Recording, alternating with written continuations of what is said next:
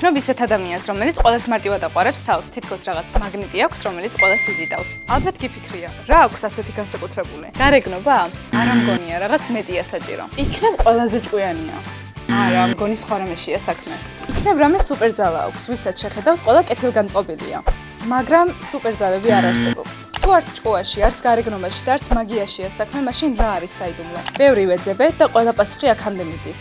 ქარიზმა. ქარიზმა არის ადამიანებზე ზემოქმედების, მათზე მნიშვნელოვანი გავლენის მოპოვების უნარი. მოდი გეტყვი ქარიზმატული ადამიანების 5 თვისებას, რომელიც ძებნის პროცესში აღმოვაჩინე. პირველი, ქარიზმატულ ადამიანებს არ ეშინიათ სხვისი აზრის.